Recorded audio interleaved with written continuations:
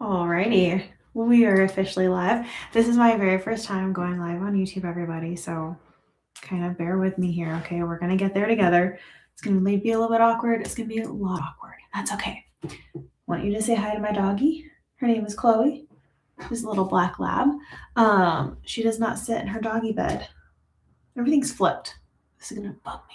Okay, today we are talking about planning our Disneyland trip. I'm super excited about it. It's kind of impromptu for us. We're going in roughly 2 months ish. Um, it's kind of impromptu. We didn't plan it. If you saw my video on like my 2026 planning, all the trips that we have planned, this was not on there. So a little bit impromptu, but that's okay. Essentially, I'm going to walk you through our planning process and what all we've booked so far, why we booked certain things, kind of some tips and tricks that we have along the way. We go to Disneyland a lot because we love it, obviously. I 100% prefer Disneyland over Disney World. I think I have an entire video on why. There are a bunch of different reasons why. It's going to vary between you, your family, what you like, what you don't like, what works for you, and whatnot. Disneyland has always worked for us. So anyway, a couple of reasons why I like it better also go into my planning process. So that's what we're going to get into. The first thing, I love John Wayne Airport. John Wayne Airport is amazing. It's wonderful. It's fantastic. It's a small little like regional airport. There's not a lot of security. The lines are really short. There's not a lot to do there. Like you don't want to get there 2 hours early. Don't get me wrong, but I love John Wayne Airport. It's just easy to get to. Granted, all that being said, we fly in from Dallas and from Denver, so those are quick and easy flights, like 2.5 hour long flights. My cousins fly in from DC, so that being like completely on the opposite coast, they have to fly in to LAX. That sucks. LAX is a big airport. It's not a fun airport. If you know, you know. It's also about a 40-minute drive to Disneyland from LAX. Now, if you're flying into John Wayne, it's a 15-minute drive, and it's fantastic. The Ubers are really easy to get to. They're all in one spot. I've never had an issue with it. I did have one issue though this time. That might not screw me, but it's going to cost some extra dollars. Usually we book a car seat with the Uber, or at least we have in the last year. Before, when my kiddo was younger than 2, we brought the car seat to the airport. We put it on the plane with us. It was actually really, really nice because then my kiddo just slept. She slept in her car seat on the plane. That was fantastic. We stopped doing that whenever she turned 2. She gets to sit in the big kid seats now. She's very excited about it. But with that, I now have to have a car seat at my new location in order to drive wherever I'm driving to. Sometimes it's a pain in the butt. We have flown in now to Orlando, Miami, and the Detroit airport. And every single time I have been able to request a car seat with Uber in advance. You have to request it or like pre-schedule it. I'm not sure what the words are for Uber, but pre-schedule it, or else you're gonna have to wait like 2+ hours to get an Uber with a car seat. So Uber car seats, the way to go. We've really, really liked it. We haven't had an issue before until we hit John Wayne Airport, because I went to schedule one the other day. And again, I'm two months out at this point, so I'm gonna try it again as I get closer. I have an option to book an Uber car seat, so I might have to get just like another private ride service, but they have them. There are options. They're like $150 instead of like a $50 Uber. So whatever. It is what it is. We will see what happens. But that's been the only snafu that I've had with the John Wayne Airport. Other than that, love John Wayne. Can't say enough good things about John Wayne Airport. So there's that. Another reason why I prefer Disneyland over Disney World is the hotels, not the Disney themed hotels. Okay. So Disneyland has three Disney owned and operated hotels. They have the Pixar Hotel, the Disneyland Hotel, and then the Grand Californian Hotel. All of them, and if you see a map of Disney World, I brought my iPad to sort of show visual stuff. Again, first time on YouTube Live. On TikTok Live, you can't like share your screen. And so that was kind of my thought process here. So if I go to a map of Disneyland Resort, let's just do regular maps. More maps. So hold on. Cancel that. Come on now. Delete that. This is a little bit confusing. Okay, that's fine. Okay. Disneyland, significantly smaller than Disney World. Checking to make sure there's no like location settings turned on. Okay, so Disneyland, much smaller than World. Everything's walkable inland. And that is also very, very nice.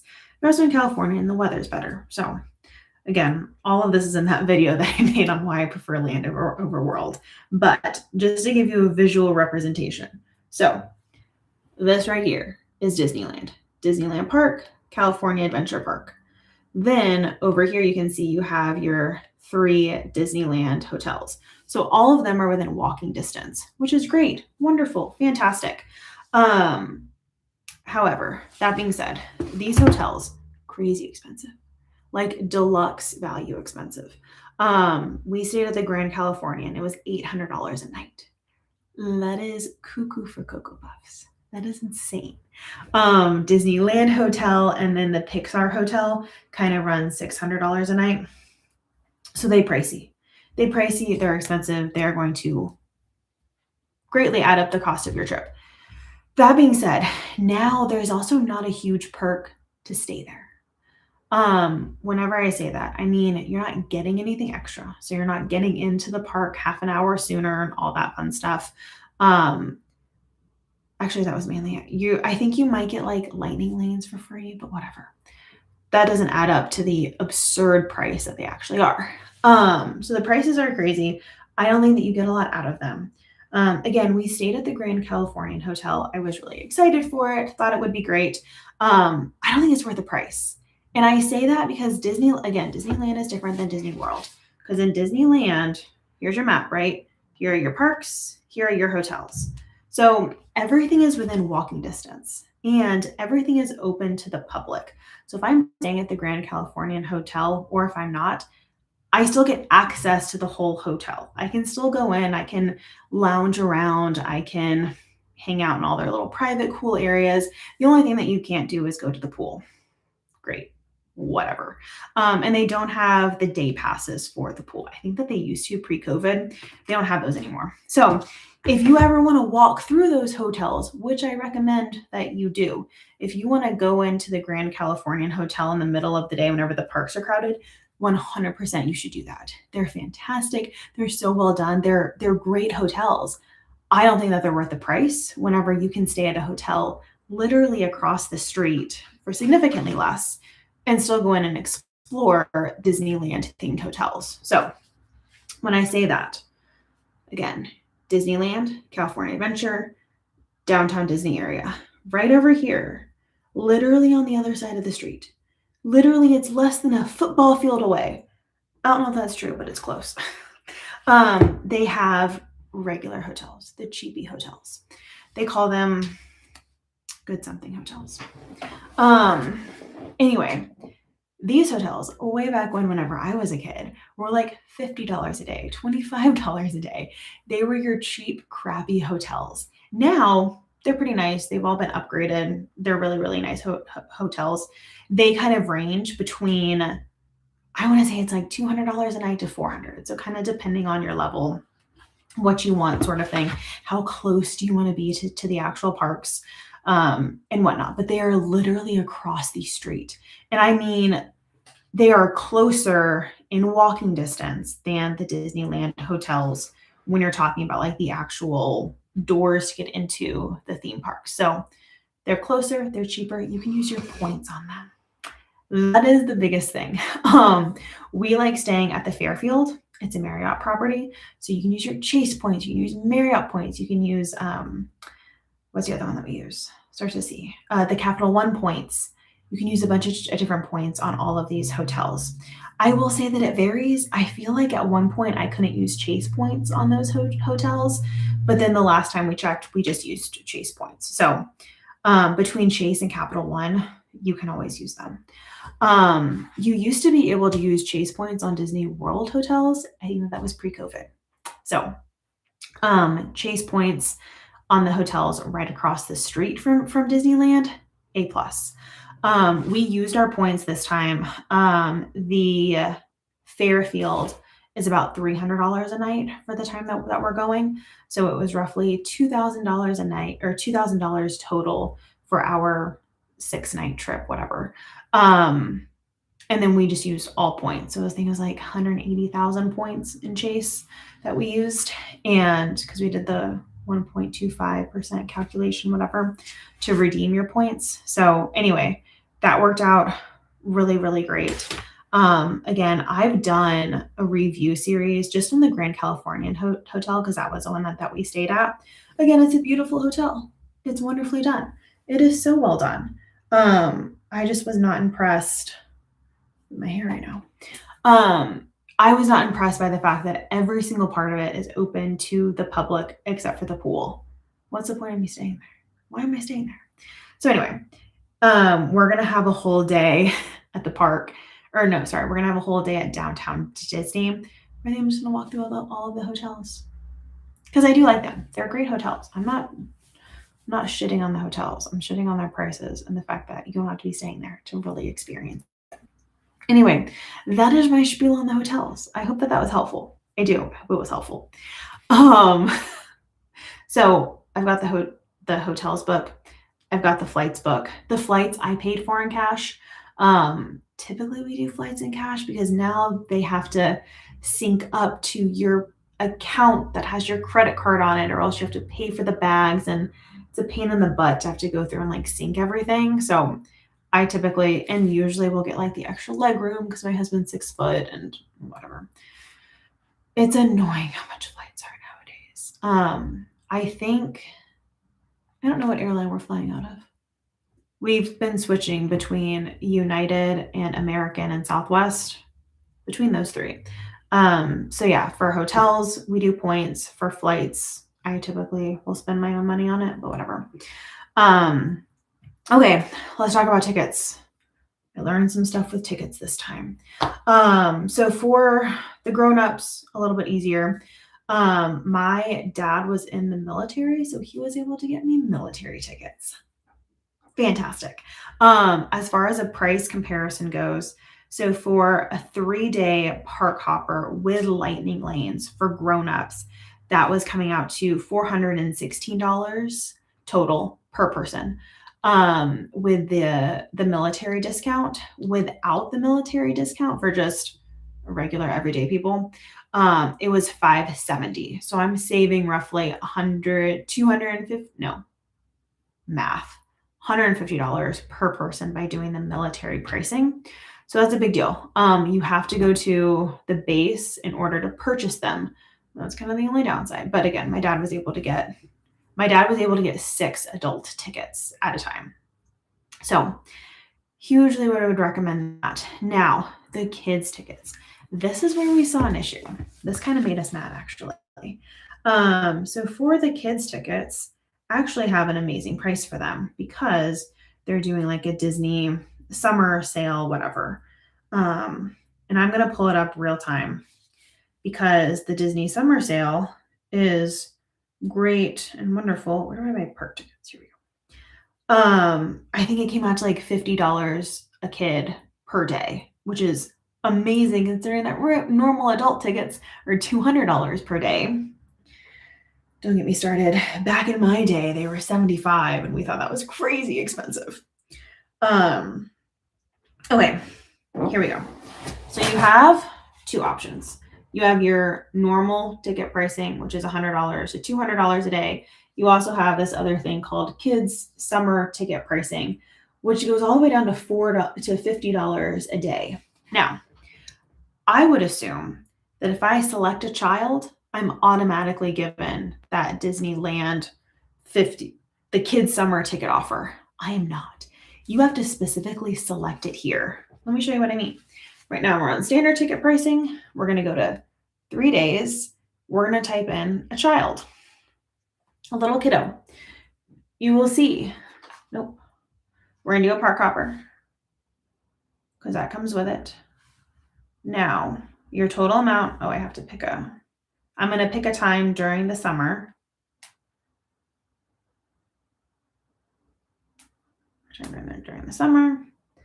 And then you will see my total is $510, even though I selected a kid's ticket. Now, let's go back. And we're going to select kids summer pricing. Again, your max number of days is 3, same number of days. We're going to do the same ages 3 to 9, 1 kid. And then you will see it like defaults to a park hopper because a park hopper is included in the summer deal. So I'm going to go to 3. We're going to select our exact same days in the middle of the summer. Boom, your price is now $150. So Disney does not automatically give you the kids' summer pricing, even though you're purchasing a kids' ticket in the middle of summer. You have to specifically select that option. I thought that was kind of shitty on Disney's part. It should be automatic. You shouldn't have to know exactly where to go. But whatever, I digress.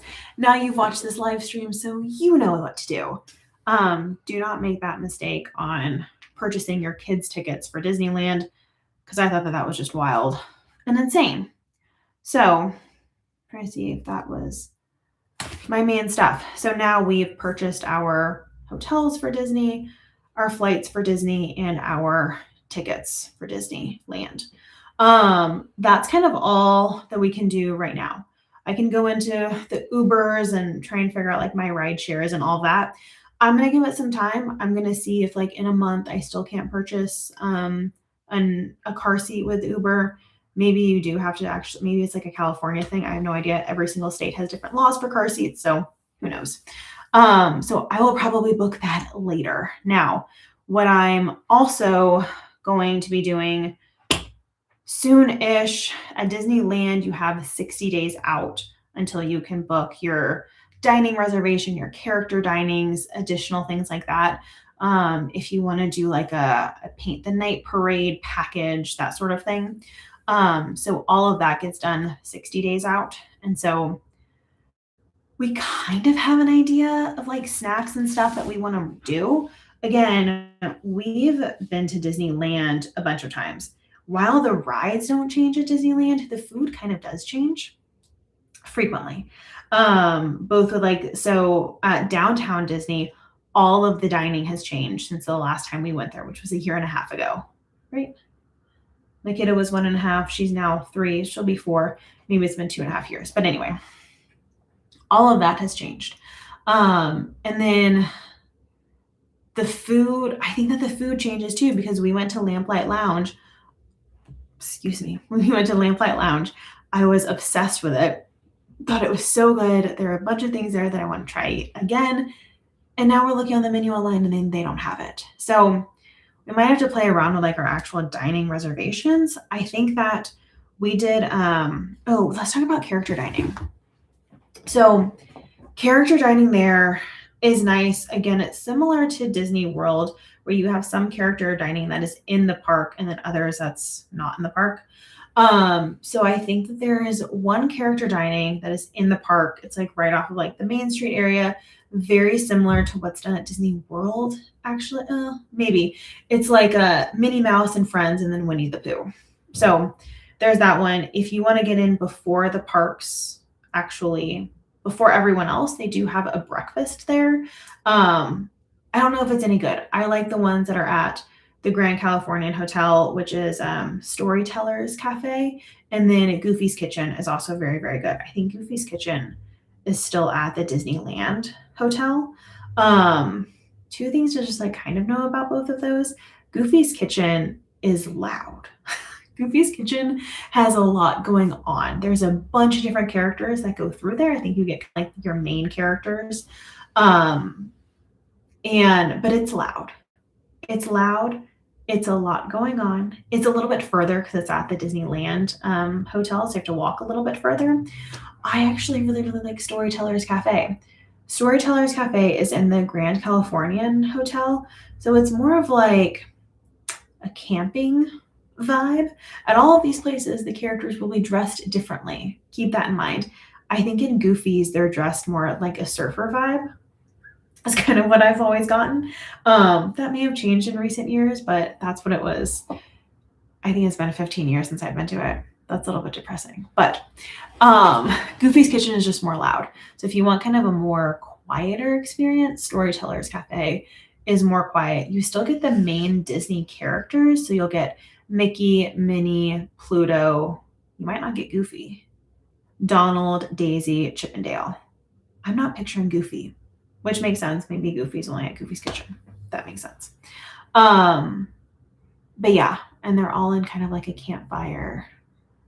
I don't know. I like the vibes there. I like the vibes there. The food is really, really good. They also have a separate one for the princesses. The princesses is also done at the Grand Californian Hotel. The Grand Californian Hotel is really, really nice because it's right there, right off of downtown Disneyland. So it's just much less of a walk.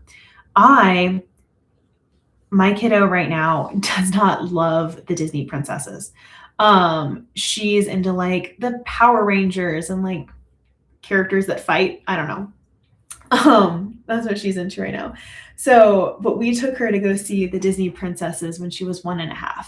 And it's like a high tea type thing. I think it was a breakfast.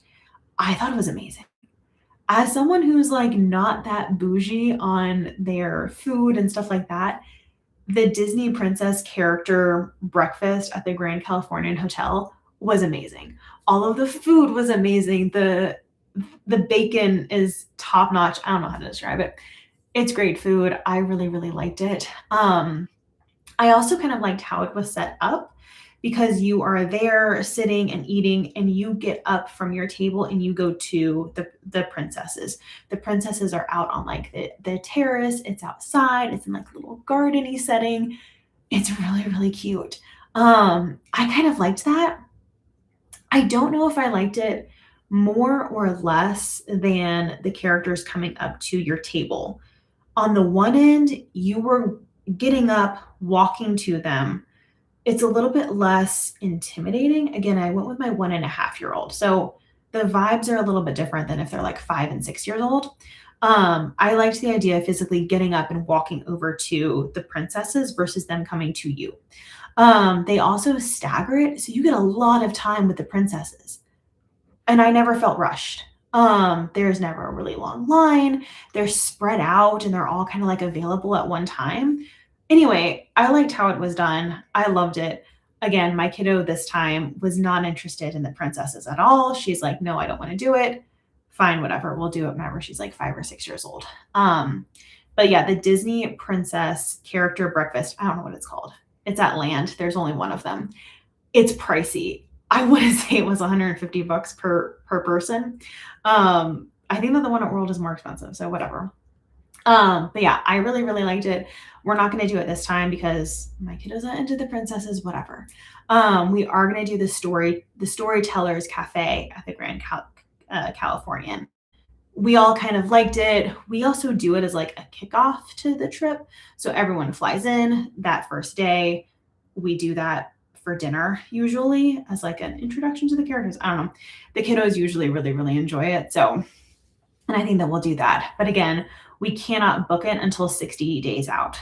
I don't know what the rule is at World anymore, but at Disneyland, you can't book your dining reservations or any other like event packaging until 60 days out. So that's going to be one of the things that we book. Again, we prefer Storytellers Cafe over Goofy's Kitchen. Goofy's Kitchen is more loud and fun probably, so it's probably good for like 5, 6, 7-year-olds. For little kids, I prefer Storytellers Cafe. It's a little bit more chill of a vibe. As far as food goes, they might both be relatively the same. I've never been to like a character breakfast and been like, oh my gosh, the food was amazing, I gotta go back. Except for princesses. Again, I'm not super obsessed with the princesses. I would go back and do that princess breakfast just because the food was so good. Anyway, I digress. I've talked about that enough. Another restaurant that I think I'm going to book is Lamplight Lounge. Lamplight Lounge is over in California. Adventure is over by like the Pixar Pier. That used to be where Disneyland did their princess character dining. Now it's just a Pixar themed lounge. It's really nice. It's so cool. Again, I love Pixar. Pixar is kind of my jam. I like the vibes of it. Lamplight Lounge has amazing food. Love it. We went, again, it's been 2 years since we've been. And per the website, per the menu and all that crap, they've completely changed the menu. And there's a whole like Reddit post about people being upset with it. I'm upset too, but I'm still going to go. So they have nachos with lobster, which are amazing. And apparently you cannot get those in the actual restaurant, which is downstairs. You have to go up to the bar, which is on like the second floor. And there they have the nachos. Makes absolutely no bloody sense, but whatever. The nachos are great. They had really, really good crab cakes. Their ahi tuna was so good. They had these little like donuts that were like a mini donut. It was so good. And they don't have any of it anymore. None of it is on their menu currently. I'm upset. I'm mad. I'm still going to go and support Lamplight Lounge because I think it's a really, really cool idea. And I love it. And I'm also like secretly hoping that I'm going to get there and the menu is going to be completely different as it was online. It's not going to happen. I know it's not going to happen. I know that it's wishful thinking, but I'm still thinking for it. So Lamplight Lounge, I'm going to do. I'm also going to try. So again, I wish I had a picture of it. If you kind of know what Pixar Pier looks like, they do the World of Color. So World of Color is this big water show where they throw up like water fountains and then they like project Disney stuff onto them. I don't know. It's cool for kids. I think it's okay as a grown-up, but if you're at Lamplight Lounge, you get like a front row seat. And they don't have specific dining options for like the World of Color viewing. But if you get a reservation during that time, like during the time of the show, hypothetically speaking, you can watch World of Color from Lamplight Lounge. You might not get a great view. That's like you have to like request that you get like a view right up against the water, that kind of thing. I might try it just to see, like, again, if I want to eat at the restaurant anyway. I don't love World of Color. I have a 3-year-old. She'll be 4. So the odds of her sitting down for a show, I think, are slim to none. Because the shows are kind of long. They're like half an hour long. So I think we'll be there for like World of Color and then the Paint the Night parade, which is over at Disneyland, again, is my favorite parade. So like I want to go and take her to go do that. I don't know what the best way to do it though is.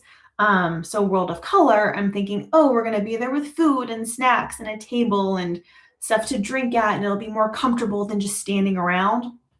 Anyway, we're going to try it. I've seen a different creator go in and do it. They did it like out of luck. Like they didn't even plan it, or so they said. And I'm just like, I don't know how you get that lucky, but cool. Good for you guys. I'm going to try and plan it. We'll see how it goes. If it doesn't work out, it doesn't work out. I'm pretty good at planning stuff. And like, I give it the good old college try. And if it doesn't work out, I'm like, you know what, whatever. It wasn't meant to be, whatever. Who cares, really, right? So those are the two. We also really, really like the Carthay Circle restaurant. It's a little bit more of like an upscale restaurant. So like, I'm not going to take my 4-year-old. Sometimes we'll do lunch like on the patio. Food's really, really good. We really like it. Again, it's in California Adventure. That's kind of it for restaurants. We were sort of going back and forth, and it was like at Disneyland, the restaurants are all okay. They're more like you go there for the vibes, right? Like Blue Bayou restaurant, I hated it. That's the one that's inside Pirates of the Caribbean. That's a really, really cool vibe. It's insanely loud. It's so dark. It's like Hollister in the early 2000s. And we didn't like the food that much. So in a lot of places, we're just like, yeah, the food at that restaurant, the restaurant itself is like kind of overrated. You don't go there for the food. whatever. We will be going to Disneyland for the snacks. The snacks are amazing. So I've got a couple. I'm gonna pull them up on my iPad because you guys have to see them. I am obsessed. So we're gonna go with my favorite one at the Jolly Holiday. We should look up Jolly Holiday macaroon. Yes, it's the first one that comes up because it's so good. So at Jolly Holiday, which is in Disneyland, which is like right in like the Main Street area, they have a raspberry macaroon. And they've had this thing for years now. I had it the first time whenever we went for the 60th anniversary, and they've had it ever since. And it's now the 70th. They've had it for 10 years now. I'm so glad that they still have this macaroon because it is my favorite thing in the entire world. Pop it up again. It's got chunks of raspberry in it. It's got some raspberry filling mousse thing. I don't even know. It's huge. It's like the size of your hand. It's amazing. It's 10 out of 10. It is a dessert that is not, it's underrated. Okay. Like I got park hopper tickets so that I could get this macaroon every single day. Let's just say that. It's amazing. It's really, really good. And overall, Jolly Holiday also does really, really good seasonal stuff. So we'll see what they have. They also, that's kind of where you go for like the 70th anniversary. Any like desserts that they have, they'll probably have it at Jolly Holiday. I'm not a huge fan. As in, like, when we went for the 60th, they always do like a cupcake. And maybe I am just a bougie cupcake person. Not impressed with the Disneyland cupcakes. Or did Disney World for that matter. As in, like, the frosting's not sweet enough. There's too much of it. The cake is always kind of dry. They're cute. It's a picture moment, sure, whatever. But I'm never impressed with the cupcakes. The cookies are always okay, but that macaroon, I think that it started out as something that was seasonal and then everyone loved it, so they made it full time. I love it. I'll be so mad whenever that goes away. There is another one that I saw. It was a churro cookie, Disneyland. And it just sounds amazing. No, that's what I'm thinking.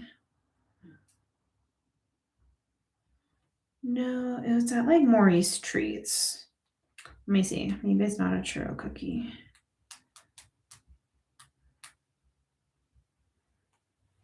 I've also never been. When was that? 2021? Okay, I can't find it. I'll have to find it later. As in, I will have to go to the park, get it, and then do it. But it's essentially a churro, but it's flattened. And it looks like a cookie. Looks amazing. It's at Maurice Treats, which is like right outside of like the Fantasyland area. I think it's right by like where the Disney princesses do their pop-up shows. It's to the left of the castle. Okay, that's all I know. So I am gonna go and try that. There is also right across the street from, or right across from the Matterhorn, is a garlic butter bread. It's garlic butter bread. It's garlic bread, whatever. Cheesy garlic bread. That is what I was thinking. Cheesy garlic bread right across the street from the Matterhorn, and it's in like a pretzel bun, which like doesn't sound great. But everybody online says it's amazing. Disneyland cheesy. No. Disneyland cheesy garlic bread. We spelled that all wrong. But hopefully, let's see, images. Yes. So see, it's like a pretzel bun. It's a pretzel bun, cheesy garlic bread. It doesn't look good. It doesn't sound that good. Again, every single person that I've seen try it say it's amazing. I will try it and report back and let you know if I like it or not. I don't know. They also have little mini chocolate chip cookies right across the street from Tiana Splash Mountain area. They don't look good. They don't look that impressive, but people say that they're amazing. So, okay, I will go and try it. So those are kind of the new dessert, the new snack things at Disneyland that I want to try, as well as some of the restaurants.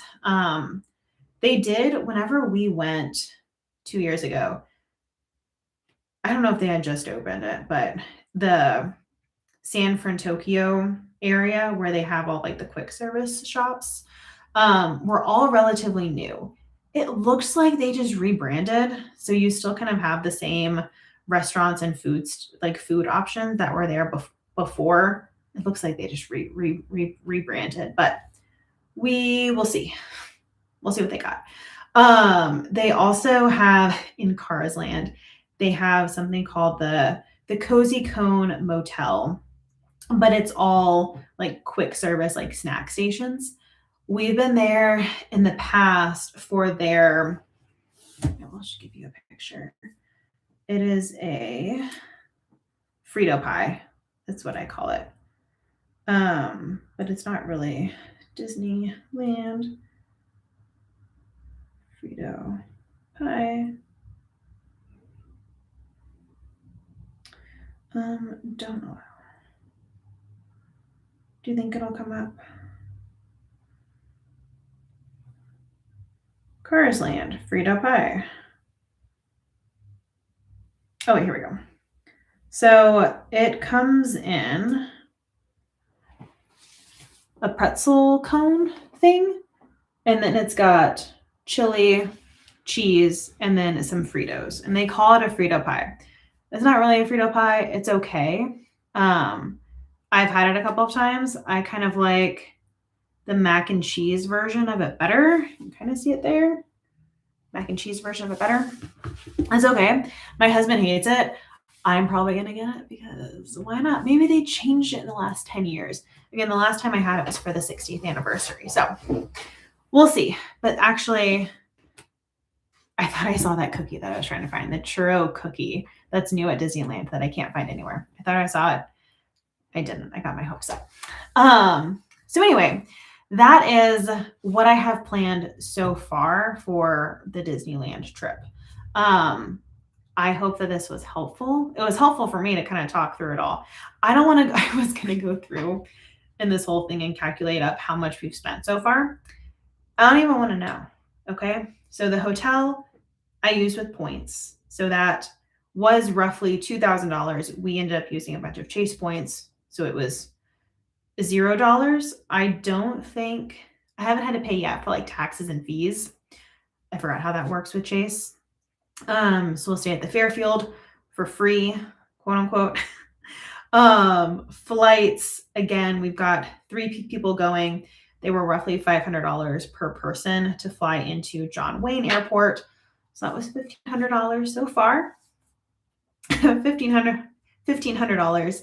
And then our park tickets, again, we're doing a 3-day park hopper with lightning lanes. So kind of like the most expensive tickets that you could buy. And we spent $420 per person with the military discount. So round up to $1,000, fine, when you're talking about taxes. That's just for the grown-ups. Then you've got the kiddo. The kiddo was significantly less. If you remember to click on the kids summer savings package on the Disneyland website, then that changed our kiddos ticket from $500 total to $150 total. So it's $50 per day per kiddo. The max is 3 days, so $150.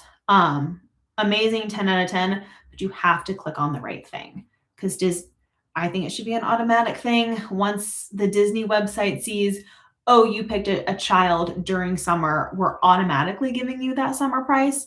They don't do that. I think that's kind of shitty, but I digress. Disney's counting on the people who aren't paying attention, so make sure not to be scammed. It feels like a scam. Anyway, so now total with tickets, I think I spent roughly $1,000. We can add in taxes and fees and all that crap. So far I've spent $2,500 on our Disneyland vacation. And I think I've bought most of the big stuff. Not like clothes and souvenirs and stuff. Don't worry, we're bringing an extra little carry-on suitcase that's going to be empty because we like to buy stuff there. Okay. Last time, again, my husband's not super into like the Disney stuff. He enjoys it. He likes it. Came back with like the drone thing or the droid that you make at Star Wars land. He doesn't even like Star Wars. We have a droid though. Don't worry. We came back with like 3 like motorized cars. One was a Toy Story car. It's really, really cool. I'm not docking him for any of this. I just think it's hysterical how much he's a kid in a candy store at the Disneyland parks. So anyway, we have a whole other suitcase for it. But so far, that was the whole point. So far, I've only spent $2,500 on hotel, flights, and tickets, which are kind of my big O purchases at Disneyland. Next, you'll have food and all that other stuff. I looked into the how can you potentially save by like purchasing gift cards and stuff like that.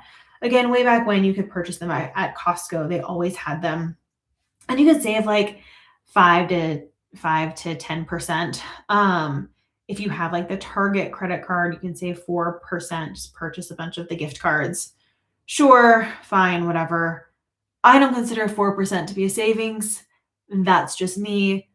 4% is $4 every $100 that you spend. So for $1,000, you save $40. At that point, I don't care. At that point, that's not enough money savings for me to care. So I don't think that we will do any of that.